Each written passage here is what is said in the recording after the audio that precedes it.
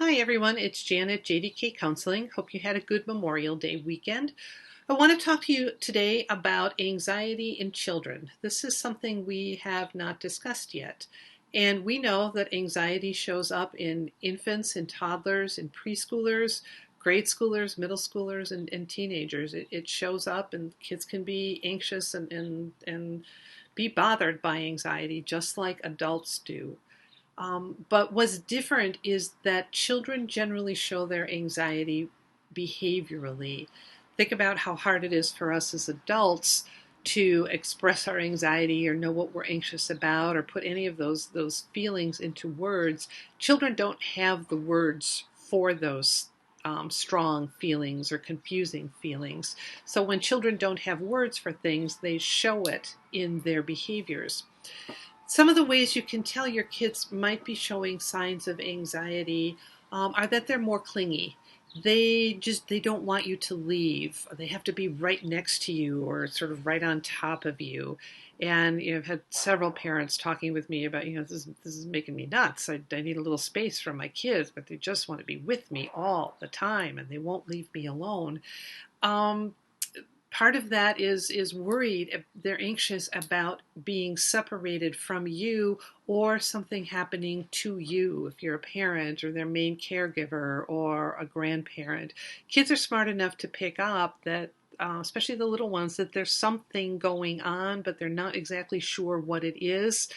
And while the older kids can understand, especially the little ones, really read us well on anxiety and that there's something wrong or that we're worried about. So they don't want us to leave. They need us there for safety. That's what that clinging is about. That's kind of what some of that whininess and not wanting to be separated from us is about.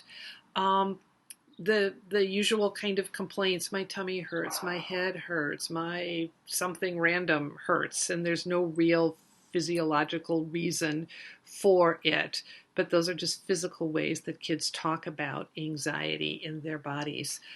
Panic or tantrums more than their usual kind of pattern, especially at times of separation or maybe when it's time to go to bed.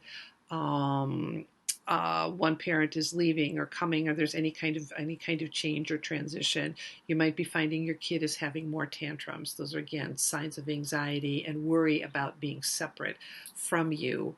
Um, they won't sleep by somebody else's house, which probably right now they're not doing a lot of, but their sleep patterns may be changing. They may be having trouble falling asleep or staying asleep or having nightmares, or maybe now they want to sleep in your bed or at least sleep on the floor in your room in a sleeping bag or something.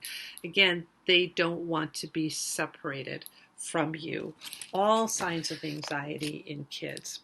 Now, what we can do is we can teach kids to manage that. And one of the first things we have to do is make sure we're managing our own anxiety. I'm going to give you a couple little tips or little tricks, especially with your little ones.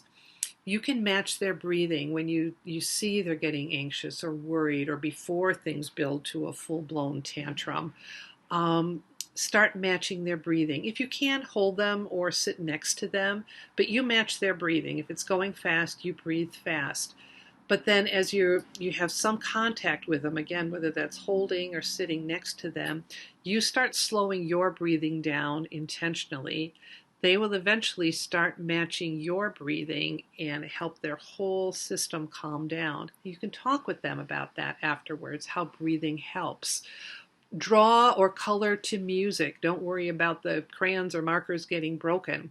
Have gentle music, march music, intense music, gentle music, and let them do swirls or whatever, or pound with their crayons or markers. Let them get out those feelings in a safe way. Do it with them. Show them that adults need to manage their feelings too.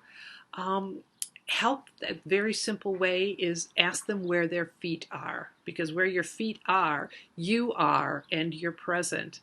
Help them put their feet flat on the floor. Describe their shoes or their toes or their socks, whatever they're wearing, and what the ground around them looks like. Ask them, where are your feet? Tell me about your feet. It's a good way to help kids ground. If you're really worried about your kid, talk to your pediatrician. See what they say. You can help find a therapist who works with children. Um, I can certainly help you find a therapist, Jan at therapysecure.com, if you need help finding a therapist to help you get over this anxiety speed bump with your kids. Take good care and be well.